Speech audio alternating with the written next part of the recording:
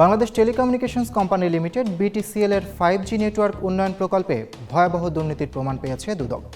রাষ্ট্রীয় অর্থের অপচয়, টেন্ডার কারসাজি, ক্ষমতার অপব্যবহার এবং একটি বিদেশি প্রতিষ্ঠানের পক্ষে বিশেষ সুবিধা দেওয়ার অভিযোগে মামলা সুপারিশ করা হয়েছে 41 জনের বিরুদ্ধে।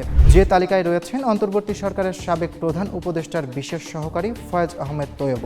এছাড়া প্রকল্প সংশ্লিষ্ট কর্মকর্তা, পরামর্শক, মূল্যায়ন কমিটির সদস্য ও ঠিকাদার প্রতিষ্ঠান হুয়াইয়ের বিরুদ্ধে গুরুতর অনিয়মের তথ্য উঠে এসেছে দুদকের অনুসন্ধানে।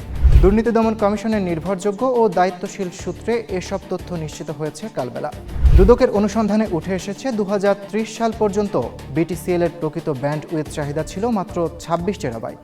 অথচ সেই চাহিদার 5 গুণ বাড়িয়ে 126 টেরাবাইট ক্ষমতার যন্ত্রপাতি কেনার উদ্যোগ নেওয়া হয়। এতে রাষ্ট্রের অন্তত 326 কোটি টাকা অপচয়ের ঝুঁকি তৈরি হয়। অভিযোগ, বুয়েটের সুপারিশ এবং দুদকের আপত্তি উপেক্ষা করেই এই সিদ্ধান্ত নেওয়া হয়েছিল। অনুসন্ধানে আরও জানা যায়, টেন্ডার মূল্যায়নে পাবলিক প্রকিউরমেন্ট বিধিমালা লঙ্ঘন করা হয়েছে। দরপত্রের বাইরে থেকে তথ্য সংগ্রহ, শর্ত পূরণ না করা প্রতিষ্ঠানকে যোগ্য ঘোষণা এবং মূল্যায়ন প্রক্রিয়ায় অনৈতিক যোগাযোগের মাধ্যমে সুবিধা দেওয়া হয় হুয়াওয়েকে।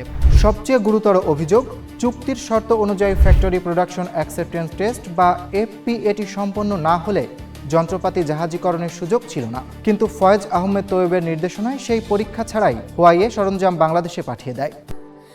স্যান্ডেলিনা সো, রূপচর্চায় আভিজাত্য।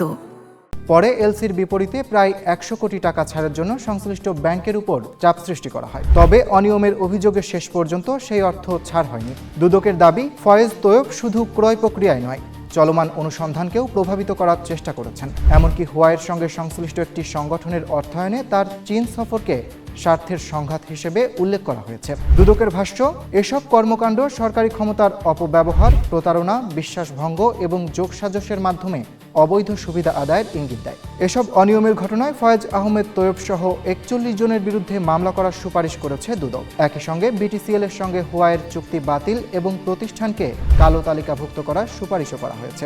দুদকের মতে, এই প্রকল্পের দুর্নীতির কারণে শুধু রাষ্ট্রীয় অর্থের ক্ষতির ঝুঁকিই তৈরি হয়নি, বরং প্রশ্নবিদ্ধ হয়েছে সরকারি ক্রয় ব্যবস্থার স্বচ্ছতা ও জবাবদিহিতাও।